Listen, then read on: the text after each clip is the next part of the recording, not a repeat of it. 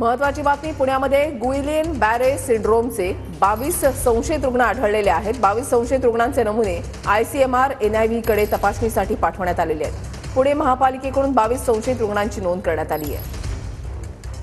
पुण्यामध्ये गुइलेन बॅरे सिंड्रोमचे 22 संशयित रुग्ण आढळलेले आहेत आणि या रुग्णांचे नमुने आयसीएमआर आणि एनआयव्ही कडे तपासणीसाठी पाठवण्यात आलेले आहेत। पुणे महापालिकेकडून 22 संशयित रुग्णांची नोंद करण्यात आलेली आहे। एक नवा विषाणू जो आहे तो पुण्यामध्ये सापडलेला आहे। आमचे प्रतिनिधी लक्ष्मण या संदर्भातली अधिक माहिती देतील। लक्ष्मण, काय अधिक माहिती मिळतेय?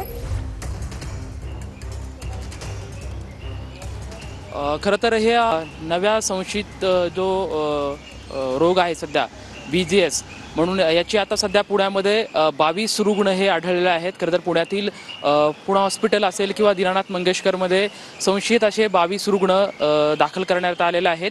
ज्या ज्या भागामध्ये बाधित असे रुग्ण आहेत त्या भागामध्ये एक आरोग्य पथकाचं पथक त्या ठिकाणी दाखल झालेलं आहे। तिथल्या भागामध्ये ते चौकशी करत आहेत। खरं तर याच्यावरती अतिदक्षता विभागामध्ये जे संशयित 22 रुग्ण आहेत त्यांच्यावरती सध्या आरोग्य विभागाकडून त्यांच्यावरती प्रक्रिया सुरू आहे।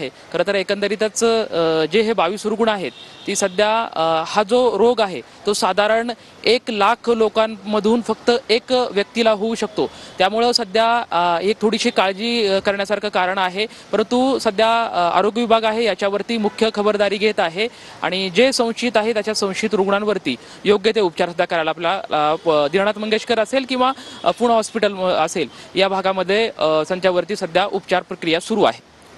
नक्कीच धन्यवाद लक्ष्मण, तुम्ही दिलेल्या सविस्तर माहितीसाठी।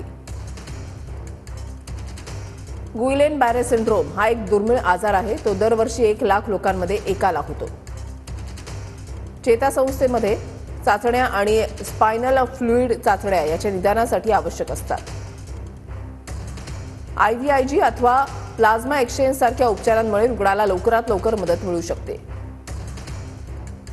या आजाराचे बहुतेक रुग्ण बरे होत असले तरी 20% रुग्णांना 6 महिन्यानंतर सुद्धा हालचालींमध्ये अडचणी येतात।